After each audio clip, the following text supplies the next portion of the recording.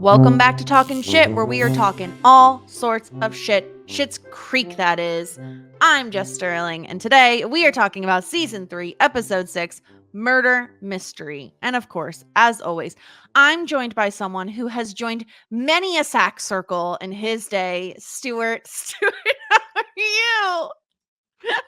I'm good. That's horrendous.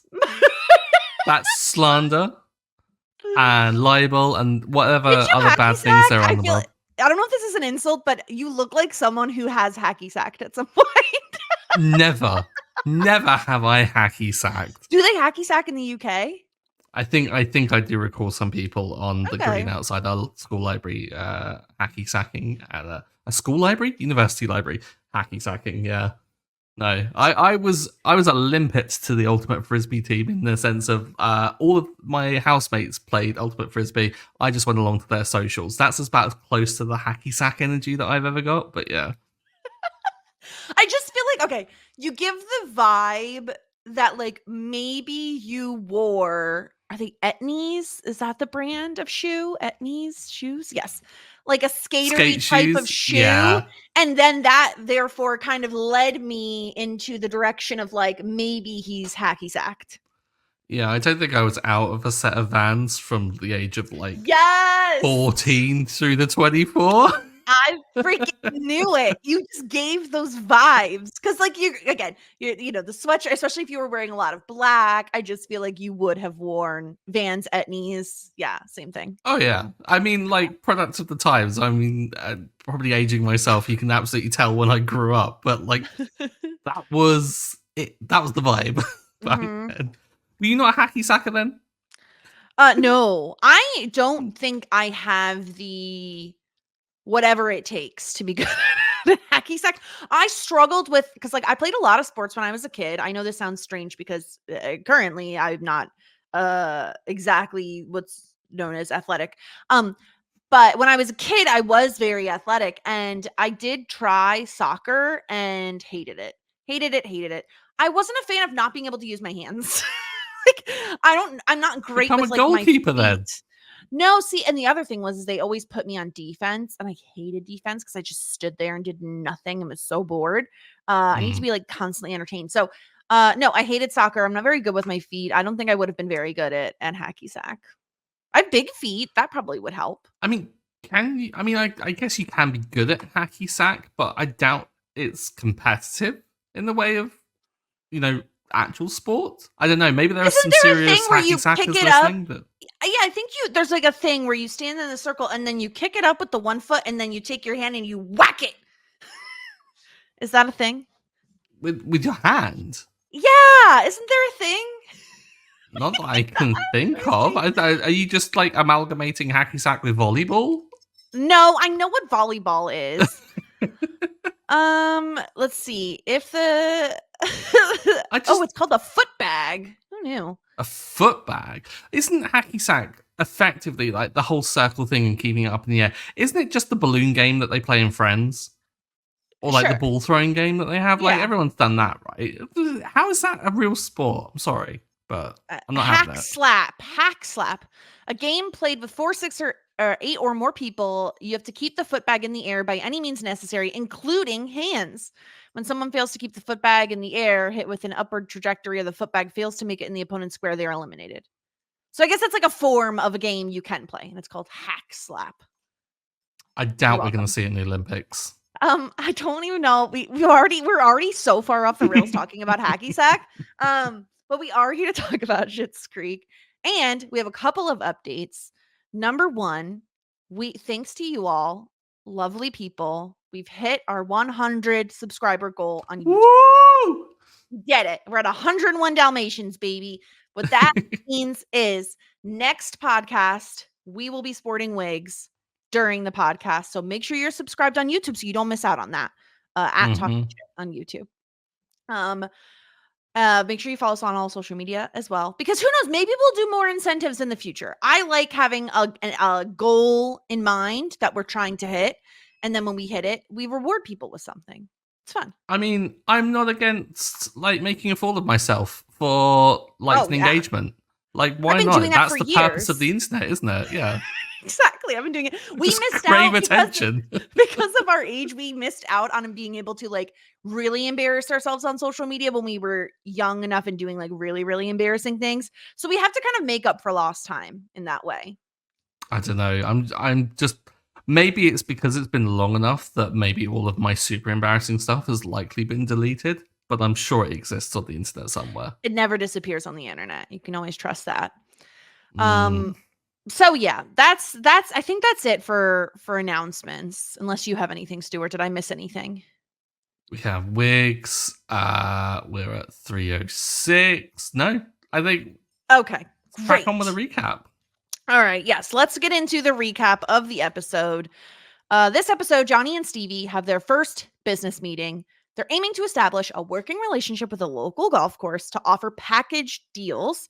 And Johnny is pumped. He's so excited. He wants to go golfing. He hasn't been golfing in forever. But the golf course managers are kind of just all business. They're not really there to entertain him or his golfing wins. Luckily for Johnny though, Stevie is the best and she gets them around on the course for free and she gets to drive the golf cart while Johnny golfs. Honestly, the only thing that sounds enticing about golfing to me is driving the Yeah, golf cart. exactly. Forget Just golf, saying. go karting. Exactly.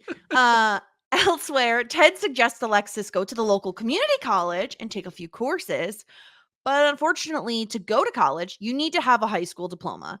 And Alexis does not have that. So, a little bit of a reveal there. Yeah.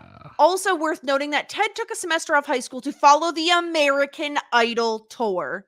And it just felt like I needed to put that in the recap because that's a lot. That's a sentence. We're gonna get into it, I'm sure.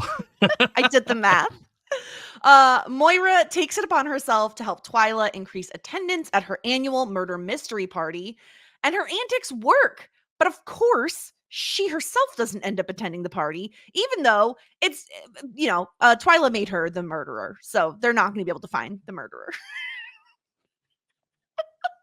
That's what happened on this week's episode. Oh gosh. I feel so bad for Twyla because she is so enthusiastic about this. Like when she raises it at the beginning of the end of the Jazz Gals meeting, and they're all just just not there for it. I felt so bad for her. Like someone just needs to just say to her, like, okay, Twyla, can I help at least? That's what I was going to suggest. I think you need someone who is better at like the game design thing to help her because she, when Jocelyn says she just walked around all night winking at people and then realized like she never assigned a murderer, like horrifying. Like nothing is worse than like a poorly designed or executed game. Like it really just brings the mood down. I also feel like I like a potluck. Don't get me wrong. I'm here for a potluck. I don't know that that's the move in this situation. I think you if you're gonna have a potluck, I feel like you need to have an established successful party. And I think that the fact that people already don't want to come to this party and now they have to make something is really maybe needed a theme, like a murder theme. You could have like ladyfingers and like, spooky, not spooky, but like murdery treats. Murdery treats. Like something in the shape of a knife. Oh, not just things laced with arsenic. No, we're not trying to poison the guests necessarily. Yeah. Yeah. But I agree. I did feel bad for Twyla, and I love because this is the thing. We've seen this before with Moira, where she can't help herself, right? She had to get involved when she thought that Jocelyn was holding like a charity event, and she has to get involved when she sees Twyla just like floundering and asking her to bring bagel bites to her party. So I enjoyed that Moira got involved in this. I feel like it almost could have gone further though. Like I don't know in what way. Like maybe we see more of Twyla's party. Maybe we like hear more about the past parties. I just think there was more we could have done with the storyline to flesh it out a bit more. Yeah, there was a lot of telling us and not showing us. And I was thinking about this because I think the end of the last episode, like I did the predictions for this, and I Right. had this whole like kind of idea of we would get to see a murder mystery. It would be the Schitts putting it on, perhaps, and that we'd get to see Moira pulling focus and being like kind of the actor that she is. Mhm.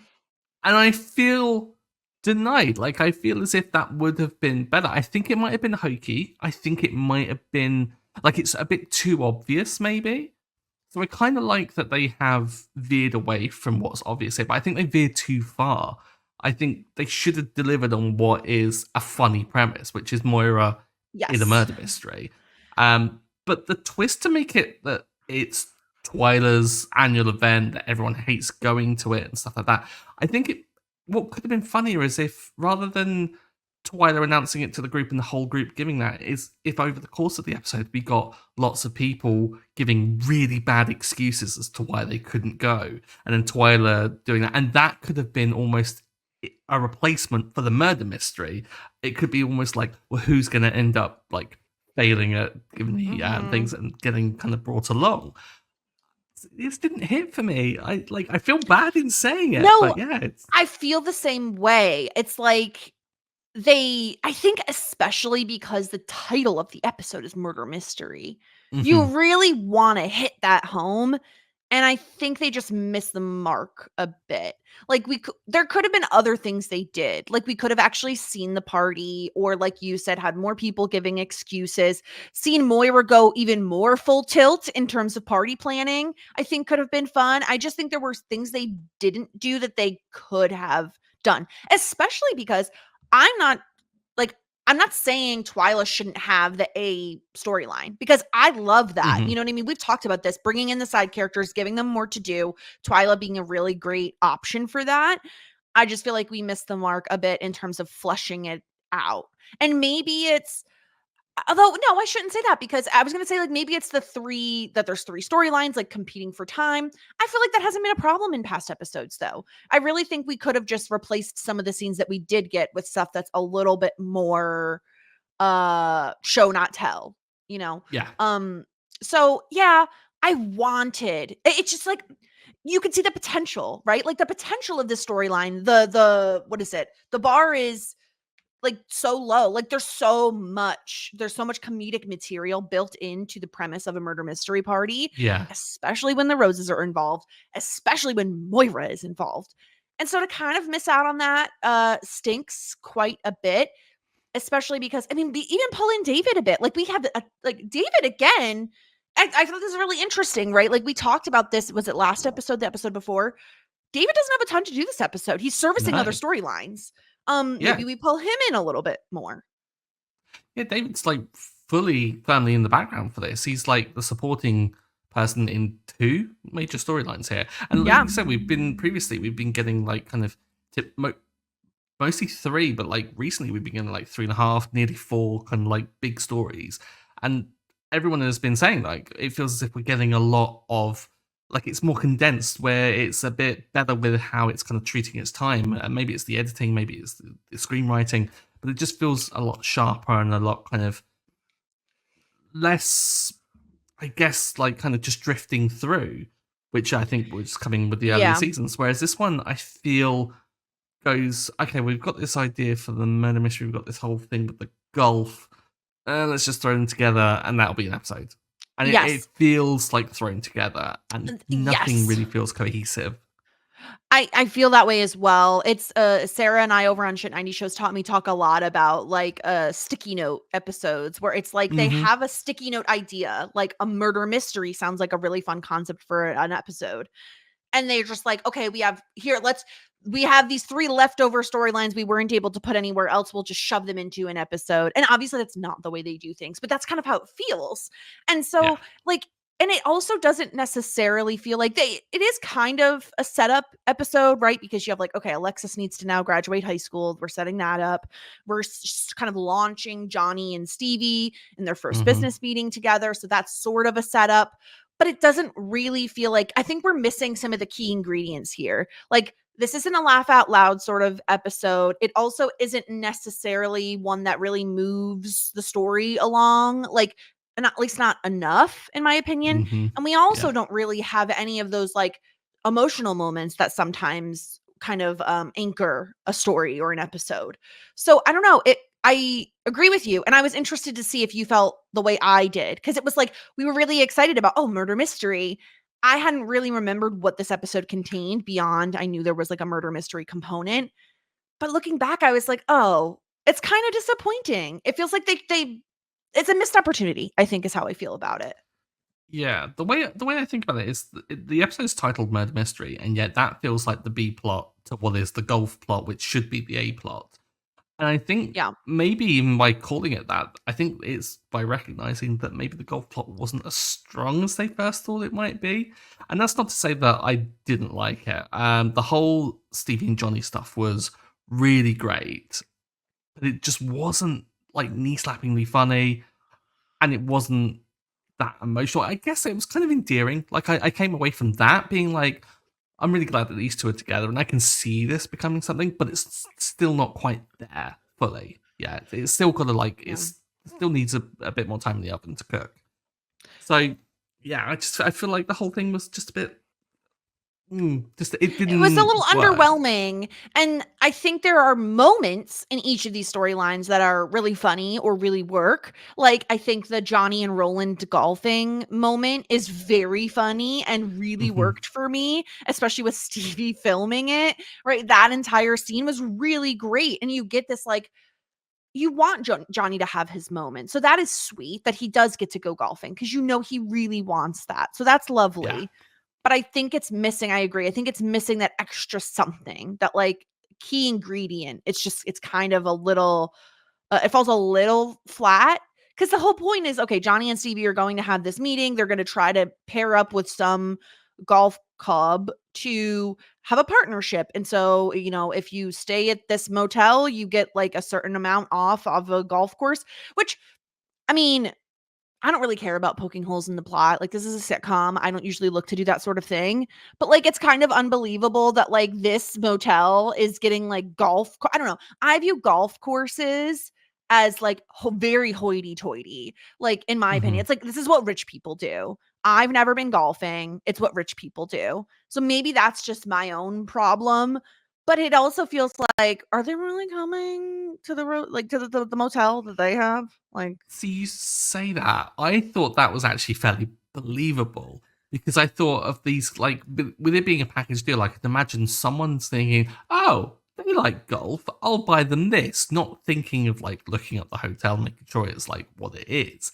And then the person being gifted it being like, okay, great. And then they turn up and just have to deal with it. And because it's a gift, yeah. they can't ever complain. So it's this kind of like, I think quite a good business idea that Johnny's had Oh no, it because is it they'll is get a good away with idea. it. I think what was interesting is I did get the vibe, which does make sense and work for me in terms of logic, that the golf company, golf course, whatever, golf club did have other meetings that same day. Like, they're Mhm. looking at multiple hotels and motels. And that made it work a little bit more, because it's like, okay, we've scheduled all these meetings. We didn't bother looking up Rose Motel and see exactly what it has. They don't even know they don't have like a jacuzzi. It's like you take one look at the place and you know it doesn't have a jacuzzi. It like barely has functioning plumbing, let alone a jacuzzi. So Mhm. yeah, I think it was just missing some of the funniness. And I love the Johnny and Stevie pairing, and I do think of everything in this plot line, that's what worked for me, is having Stevie get them the ability to like golf for an afternoon. I thought it was like Yeah. extremely sweet, and like something that Johnny wasn't going to do, and so Stevie doing it just is like, it makes it that much sweeter. So that it did have that going for it, but I agree, it feels like that should have been the A plot line. I'm trying to think about like looking back on episodes and the naming conventions, if the naming convention always comes from the A storyline or not, you know?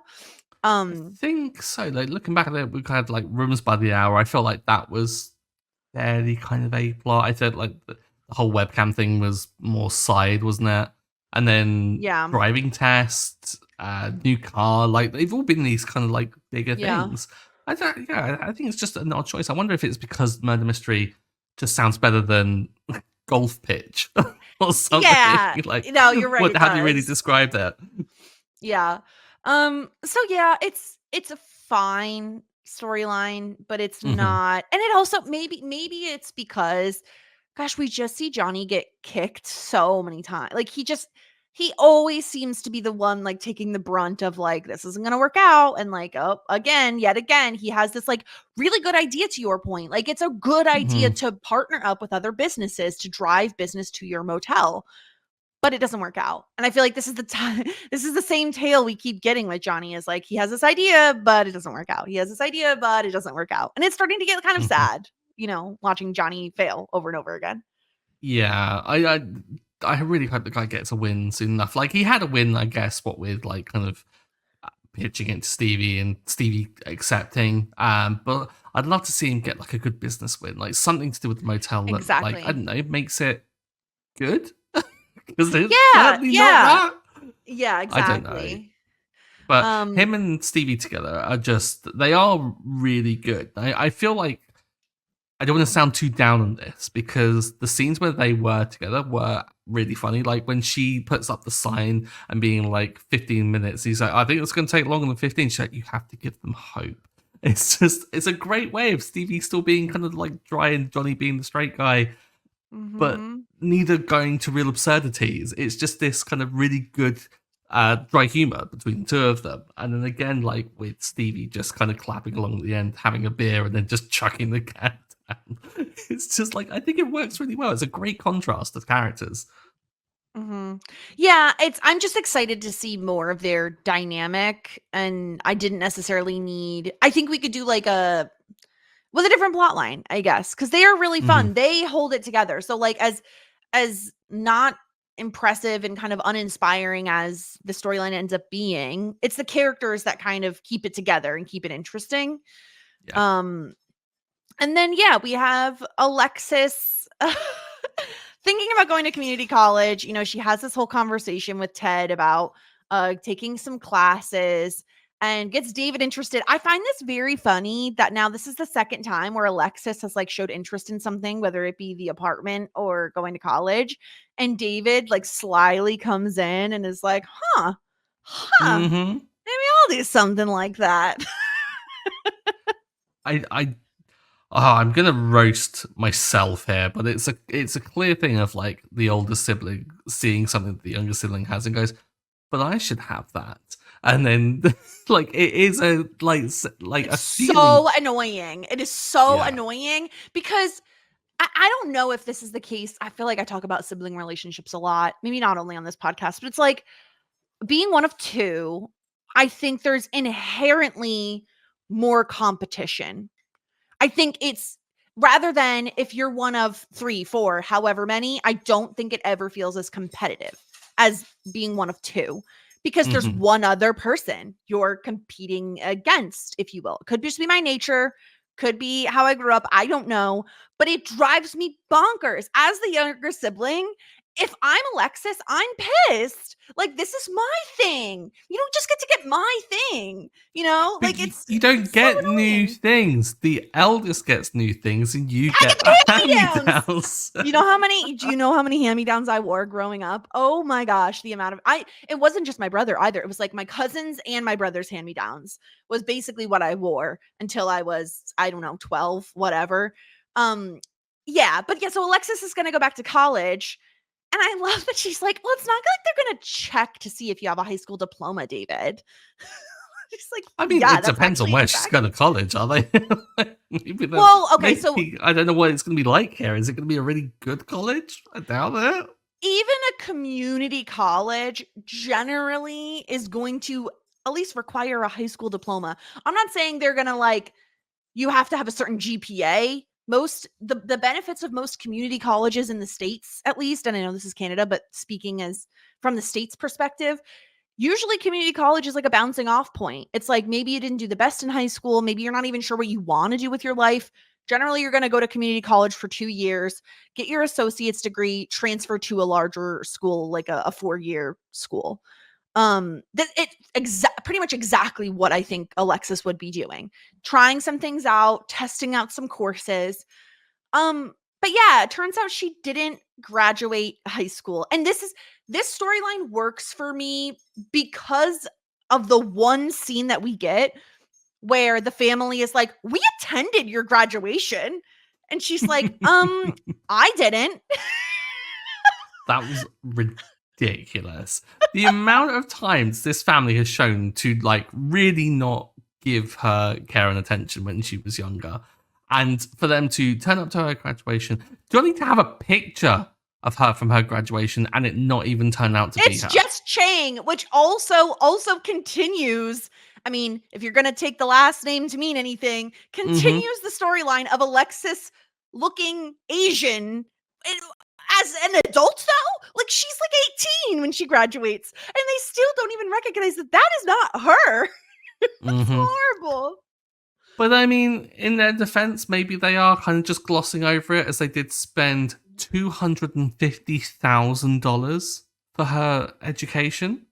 Yeah. What? Yeah. I don't have an explanation on that. That's that the cost brain, of a house.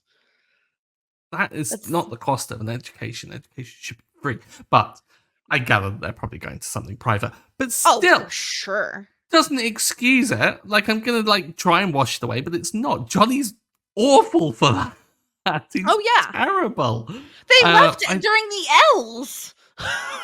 I mean, understandable. Those, I graduations, they're an involved process, and you don't. It's too long. Like, they're too long. You don't care about other people's. Yeah. I mean, my family had to wait all the way till S, so I understand. Like, it was a long wait, but I only graduated with like 200 kids, so it wasn't that long of a wait. You think a private school would be even smaller, but what do I know? But yeah, so Alexis now can't go to college until she gets her high school degree. I don't know. Again, we're in Canada. I can't speak to anything. If I was Alexis, I'd probably just get my GED, which is what's common here in America. What's a GED? Don't know. Oh God, I think it's a general education degree. Let me see. GED. Diploma, maybe. General education development. Yeah, it's basically like what happens is most times people, if they drop out of high school, usually they'll go back and get their GED rather than like actually attending school. Like, they study for it and you take a test and then you get the GED. It's like an equivalent of like attending school, because this is a common thing that comes up in like American media of someone not having done like or finished high school. Right. When they say go back to school, would you actually go back to your high school that you went to? Excellent question. I mean, in shows, probably yes, because for comedy. But in real life, I really doubt it. I think there'd be a massive, massive problem with sending someone who is over the age of like 19 into a school with like children. I think most times especially now post COVID, there have to be online resources to be able to do something like that. I do think most commonly, like probably 90% of the time, you would just get a GED because it's essentially the equivalent to having a high school diploma, especially if you're graduating at like over the age of 20. Like, that's most likely what you're going to get. But yeah, what do you think of Alexis thinking about going to college before we find out that she doesn't have her high school diploma? I kind of love it for her. Like, she is, we've been saying this for a long time, that she's the one that seems to be embracing this new life the most, despite being, I think, the most unlikely to. Like, she's found a footing. Like, she's had a couple of relationships. She's thought getting a place. She's got a stable job. She's got a good friend in Ted and Twyla. And, like, she seems to be building herself up in this place. So for her to, like, go out and, like, get further education into supporting what field she's gone into, I'm loving it. This is such great growth for Alexis. Yeah. Yeah, I love that she wants to sign up for cosmetology, but it was cosmology, and she's like, oh, like, ew. I think this is great. I think it's lovely that Ted brings it up as like a suggestion, and most likely looking at more like an accounting class or something that is relevant to what she's doing. But I think the benefit of community college is to dabble, to try things and see what you like and what you're good at. And this feels like we've seen Alexis be creative and come up with ideas that work, I could see Alexis going to college, finding a class that she likes and really pursuing it. I think she's the type of person that, like, if she's enjoying something and she likes something, she works hard at it. And if she doesn't care, then she's not going to try at all. It's one thing to be sent to school and have your parents pay $250,000 for your education, and there's a difference between that and choosing to go. And I think, like, yeah, if she were to make that choice and be active in it, she would pay more attention. She'd be much more involved and certainly thrive. Like, she's shown that she can thrive in these kind of situations. Like, what with her going into this job and excelling in her own way and like going on her own path. And when she does that, her own path, it's like she's brilliant. So I hope that she does pursue this. I hope this is something that, like, if she can get like her finishing high school thing, her GED or whatever it is, if she can get that and then perhaps pursue it even further, great. But I'm also here for like Alexis going to school. I think that's a really funny idea of like her, because it's also a chance for us to kind of meet her, get a different kind of side of Schitt's Creek. Like, we don't know anything of any young people really. Like, I think all characters that we really see or like kind of have talking to each other are all 30s plus. Yeah. So it would be a nice side to like get the education side of Schitt's Creek, maybe some teachers. Actually, I tell a lie. Jocelyn's teacher, right? So Jocelyn we have seen is that. a teacher, yes. No, it's not going to be that. But I'm wondering if Schitt's Creek is small enough that maybe it would just be one institution. So maybe they do have like how many kids are actually in a class? Yeah. Yeah. But I don't know. Yeah, it does have potential. I do like that this storyline has potential. It's going somewhere. It just feels like the rest of the episode feels a bit aimless. I don't know. Mm-hmm. But did we miss anything before we dive into the feedback for this episode? I'm trying to think if we didn't talk through anything that we need to talk through. Not that I can think of. I mean, Moira as always has been eloquent as ever, especially when she's like trying to convince David to come along to everything. Yeah. And I kind of love the fact that when Twyla's going to talk to her about it, and she goes like just gives her order immediately of a BLT with no bread. Like, just BLT with no bread sounds horrible. Sounds like the crappiest salad ever.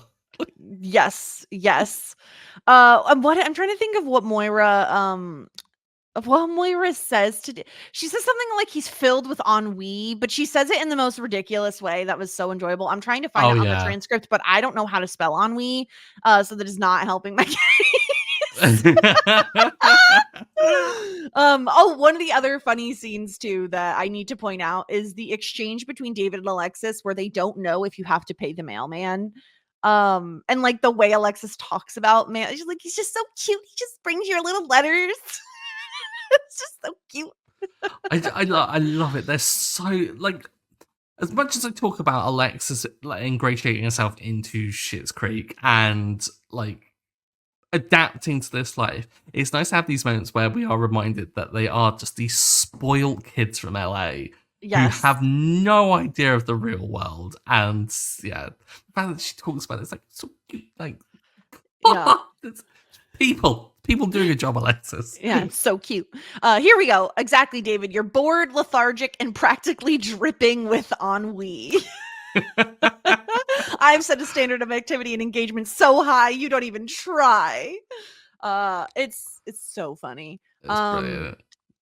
So okay, let's get into some feedback. We did get an email or a message in from Emily bringing up Alexis and the mailman talk. Alexis talks the same way about mailmen that she does about bunnies. Yeah, it's just so true. They're so cute.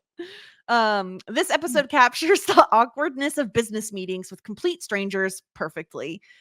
Yeah, I used to hate, I didn't have to do this often back when I worked in insurance, but I did have to do occasional meetings similar to this where you'd meet people you don't normally meet. And it was always the worst and always so uncomfortable. And I hated it. I hated it. I don't like to talk to strangers. I only like to talk to people I already know. Yeah, I'm fortunate enough that in the job that I have, whenever I do have to meet with people I don't know, they're often pitching to get my business. So I'm very much like, impress me. You Like got the I upper don't have hand, to. yeah. I don't have to prepare or do anything for this. You just turn up and tell me things, which is great. But then I am often the one requesting a jacuzzi in a crappy motel, and them to turn around and be like and lie to me and say, "Yeah, we could do that," and then they don't deliver, and I'm there up my own creek. Gotta fix their sinks first. Mm. Emily also asked the seasons. I want to know which American Idol tour Ted put off graduating high school for. The seasons are definitely not all equal, and I want to know how harshly I should be judging him. So I did some math. I tried. Okay, I can only do so much, and we're guesstimating a lot here. Mm-hmm. Season 3 aired in 2017. If we assume that Ted is roughly the age of 27 years old, because that is Alexis's age in season 1, and we pretend that maybe a year has passed, like between seasons 1 and 3, because this isn't like the normal sitcom where every season is a year. So let's guesstimate that 1 year has passed between these two seasons. That means he's about 28 in season 3. So about 10 years ago is when he would have ditched high school to go follow an American Idol tour, which would be about 2007, maybe 2008. Now, I calculated that out for American Idol. That would have been season 6 or season 7 of American Idol, depending on which year it was. Did you watch any American Idol before I go over this, Stuart? Were you ever watching American Idol? Was it Kelly Clarkson? I don't know. Like, what the hell? Kelly Clarkson like won the original season, didn't she? It was like way back. I know that Kelly Clarkson was on it. Carrie Underwood. Was Adam Lambert? He sounds familiar. Yeah, I know him. And then who? Jennifer Hudson?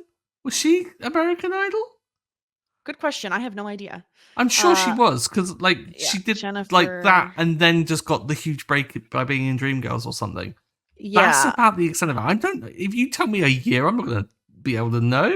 Okay, yes, you were right. She was a finalist in the 3rd season. Jennifer Hudson was the finalist in the 3rd Never season. doubt me. There you go. I watched a little bit of American Idol back at like the height of its popularity. I mostly liked watching the very first episodes where they did all the auditions, and they were really cringy, awful auditions. Yeah. But season 6, the winner was David Cook, and the runner-up, whose name I do recognize, is David Archuleta. I remember his name being fairly big. So possibly that's who Ted followed. Or the season 7 winner was Jordan Sparks, whose name I did recognize. And the runner-up was Blake Lewis. Do any of these names ring any bells to you? Nope. Blake Lewis, if I'm not mistaken, and I'm going to Google him real quick so I'm not speaking out of turn.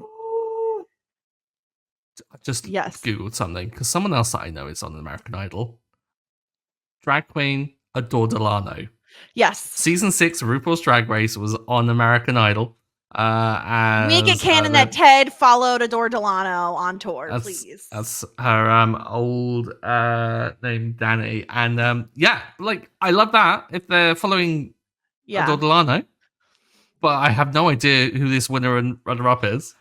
So Blake Lewis, no. You may... The only reason you may have ever heard Blake Lewis's name is from me. And the only reason I can think you may have possibly heard Blake Lewis's name from me is because in random conversations we've probably had over the years of our friendship, Stuart, I probably have mentioned that I really like when people beatbox.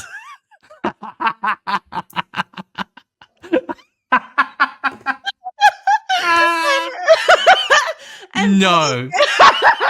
And I'm pretty sure Blake Lewis is the singer from American Idol who would like intercut beatboxing like into his songs, like into his singing. And so that's the only reason I could think of that you would know who he is. I'm happy to say I don't.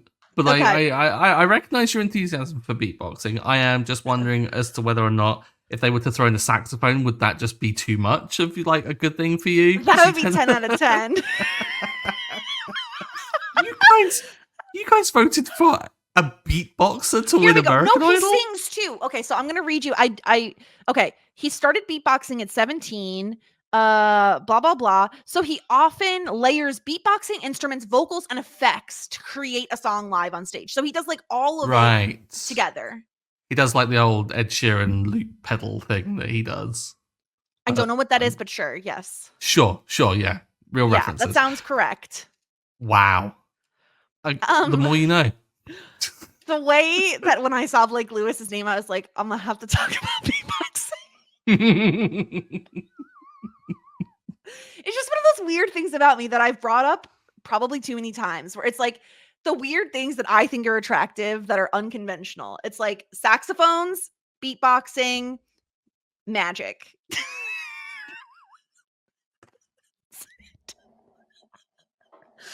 I can't. The combination of those three things is just too funny to me, because there is someone out there that does that. Sure. And I mean, not to, I don't know, maybe he's got some secrets, but I don't believe Will does any of those three things all together. So maybe he needs to be on watch. Just in case. Watch out for a secret saxophone beatbox or close-up magician. I love it. That's so ridiculous. Anyway, that may answer your question, Emily. I hope that helped. And I would like to know, as a follow-up, I would like to know if you judge Ted more or less now, knowing which seasons he may have been following on American Idol. It's fascinating to me that he's just like, yeah, we just got in a car and drove. And Alexis is like, oh my God, really? And he's like, yeah, we followed American Idol. And she's like, oh. Like, you see the disgust on her face. It's so good. Oh, he could have veered away from that and just lived like a legend, but no, he had to divulge too much. Yeah, because he would. Perfect. It was such a Ted thing. Because he's Ted. Because he's sweet Ted. Oh, I love Ted so much. Okay, let's get into our ratings here. We have a Simply the Best and Disgruntled Pelican point to give out. Stuart, do you know who you're giving your Simply the Best point to? I do, and I feel like it's justified because we have been down on this person recently. Mm-hmm. And what they did in this episode was maybe not conventionally worthy of an MVP, but I'm going to give it to her anyway. I'm giving it to Moira for packing out the attendance of the murder mystery party while also finessing it so that she didn't go. I've got to admire it. It's great work. It's very strategic. It almost feels like a Survivor move where she's like, it really does. She's arranged for this party to be successful, but also doesn't have to be there. How have we not talked about the idea of Moira Rose being on Survivor? She would be so bad at it, but also somehow kind of good at it. Also, why have we not talked about the entire cast being on Survivor? Should we Brant steal it? Should we work out what's going on? Who's going to win Schitt's Creek Survivor? Put the entire cast on there and see who wins. Oh my god. Who do you think would win? Who would win? I mean, Ted would be someone who'd be cut at like the final 4 or 5 because he's too likable. He's too lovely, yeah. Mm-hmm. Matt would be someone no, Matt and Roland would be the two that you drag towards the end so that they're like your meat shields for the final jury, right? Yes, absolutely, yes. I don't know. You know what? I think the person who would win is not yet on the show. Really? I think the character that would win the Brant Steele or Bryn Survivor is not on the show yet. Is this going to be a significant character or side character? I'd like to throw a vote in for Ronnie. Okay. My husband is sitting about 10 feet to my left and waved his hands in the air to get my attention to say that he thinks Ronnie would win a Survivor. Correct. Season. That's a great take. Stuart loves this take. Yes. I love that Will has been sat there while we've been talking about the saxophone playing beatboxing magician. I don't know that he could understand half of that conversation because he's only hearing my side. Let's hope. I'm going to explain it to him before he's this goes live. He's going to listen to this. So, yeah, I could see Ronnie winning, but I do think the person that would win is not yet on the show. And they're fairly significant. You'll meet them eventually. My Simply the Best point is going to go to Stevie. I think what Stevie does for Johnny is so sweet. And Yeah. I love what she did. I love that she's like not really into this sort of thing, but she goes along with it. She goes for the meeting. She wears the visor. She drives the what is it, golf cart around. Mm-hmm. And I love the idea of like you got to give people hope. Like even if we're not going to be back in 15 minutes, that's the move. You don't put up be back in 3 hours. You put up be back in 15 minutes, and they gotta wait. So Stevie's gonna get my simply the best point this week. Yeah, and I think that's a really great shout. Stevie was really great in this episode, and the whole thing of giving them hope totally works as well, because what was Alexis doing? Checking the mail. Like, you put that sign up, they do your work for you. It's fantastic. Exactly. Yeah. Yeah. Disgruntled Pelican. This feels like a little bit of a difficult one because I don't know that anybody was that bad this episode. I'm trying to look and see who would I give it to. I mean, I don't want to give it to like the golf course people. At least they let them play around, like that doesn't feel very nice to they're give just to them. being, actually okay at their jobs. Like, Yeah. as much as I'm not a fan of like snooty golf clubs, you can't really berate them for doing their job. Yeah. Part of me, let me tell you who I'm waffling between. Part of me wants to give this to David for being a really annoying older sibling and being like, oh, what's yours is mine now. I hate that. And part of me wants to give this to Jocelyn for like being like, I'm not going to Twilight's party and basically having to be roped in by Moira. But I think for me, what David does is worse because Jocelyn has been to Twyla's parties and they're not so great. So I can't really blame her for not wanting to go. I think I'll give my point to David. I don't think he did anything that's like horrible, but in this episode, no one really does anything that's that bad. I'm so glad because we may have had a fight if you gave it to Jocelyn. Another 4-star review for me. I'm gonna give mine to Twyla. Okay. Because as lovely as she is, and like I adore Twyla, but pick up on the vibe. Like, people, like, be better at this. Like, bring someone else into the fold. You know that like it's not gone down too well. And if you announce a party and everyone's like, great. Read the room. Read the room. Yeah. I feel bad though. I feel like, I probably am due some people complaining because it's almost like when we gave it to Jocelyn before. It feels like kicking a little puppy, but sometimes you got to do what you got to do. No one's worse, I get it. Yeah. I just have trauma from having an older sibling that I felt like I needed to enact revenge on my brother by giving the, disgruntled Pelican point to David. Yeah. Plus, he's just filled with ennui. He's filled with ennui. Yeah. He does have a soft spot for seersucker, apparently. Yes. Okay, let's talk about Moira's wig this episode. Because it's bubblegum pink in a way that is just so fun. I love this wig. It's a great wig. It comes out of nowhere, and just changing up the color scheme of things. Like, everything really has been somewhat thematic to this, and this one just comes out of nowhere. Yeah. And I like that it's similar to her actual hair, like, length and everything, but just make it bubblegum pink and add some bangs, and you got yourself a hairdo. Yeah. It goes quite well with the outfit. The outfit as well, again, typical Moira kind of craziness with, she had these, I can't even describe them, just strange tights with, like fishnet, but, they're kind of fishnetty, but also kind of just, like, wackadoo. Yeah, like, one side was thicker than the other, and then she had, like, again, it's more business outfits. Like, this is town councillor era Moira, and I'm here for it.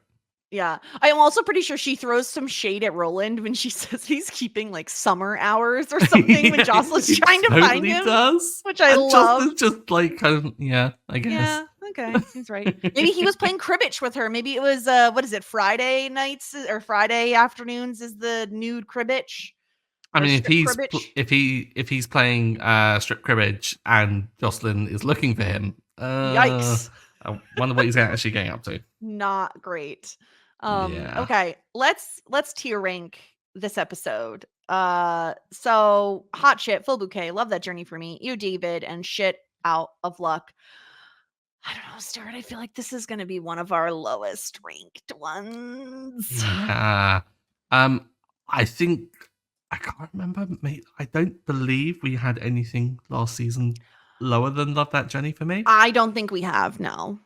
But I think I know where you're going, and I think I might agree. Let's bust out that sound clip because I've got to make a case for it to go in. New David. Ew, David. Oh, that feels bad. I think I agree with you. It just feels like there's missed potential. And that feels like what this category should be. Because if Love That Journey for me is average, you, David, being one step down, being slightly below average, feels kind of like it's like there was potential for this episode. And it has the bones and the structure of what is a promising episode and is just like unfulfilled. Whereas I think Shit Out of Luck is more reserved for like, wow, that episode was actively bad. David just feels like a missed opportunity. Yeah, completely. And I mean, I have just spoiled myself a little bit. I've just looked on IMDb. Last week's episode, 7.8 rating on that. This week's 7.5. The people on IMDb back us up here. It is worse than last week's episode. So. They know. Yeah. So I feel like it's justified. Yeah. And you know what? I don't think it's bad to have something at you, David. We have that tier for a reason. It's there if we need it. And we needed it this occasion. I'm not saying we're going to need it often, but it did. I'm glad that we were in agreement because I didn't want to come on the podcast and be like so negative about this episode. But I'm happy to hear that like you also felt like it was kind of nothing. Like I'm more apathetic at it than I am like actively angry at it, which is good. Yeah, there have been episodes where I've watched it immediately after we've recorded the pod and I've kind of freaked out about things and then been like eager to rewatch it like I do just before the pod we record so that it's kind of fresh in the mind and I can kind of recall things a little better. This was the one that I was like, oh, I guess I should do that. And that was, I think, like the biggest, most telling thing about this. Yeah. And you know what? At least now our tier ranking is pretty what is it called? It's like even. What is it? What is it when two things are identical on the same side? Symmetrical. Thank you. It looks symmetrical. So that's pleasing to the eye. Look who else gonna go and get their GED. Back to high school I go. Well, that's our episode. Would you like to hear what next week's episode is titled? Yes. General Store. Well, that's vague. It sure so that could is. Be anything. I mean, is it general store? Like, yes, general store. Yeah, I've got really no theories on it, but I mean, this could relate to a B plot, a C plot. Who knows? At this point, yeah, everything's up in the air now. Yeah. But so that will be next week. Very exciting. Anything else you want to plug, Stuart? Anything else you got going on? Tell people to go somewhere. I don't know. I'm all over with the rewatches. Oh, I say rewatches. The first watches of Survivor. I've gone way back to like season 8. I've gone back to All Stars. Getting like Boston Robin, Amber. Yeah, it's a mess of a season. But I did just get past the episode where Rupert digs a hole and it all floods. And so excellent. Yes. Fantastic for that. But we'll just gloss over some of the other more problematic things that come up in that season. But yeah, other than that, nothing plugged. Find me on social media, Stuart Drinks Tea, say hi, and harass me for putting Twyla as my LVP there. You know where to find me at the Jess Sterling. But of course, follow the podcast at Talkin' Shit. Follow us on YouTube because next week is Wig Week, baby. Wigs. Come here. I'm going to be wearing a Moira inspired wig. I don't know, Stuart, if you're wearing a Moira inspired wig or just a hideous wig. But either way, I feel like that deserves attention. And so people should come and see it. And my web search for it was bad wigs. There you go. Yeah. So while you're on the YouTube page, make sure you hit subscribe and we will talk to you all next week. And until then, warmest regards. and best wishes.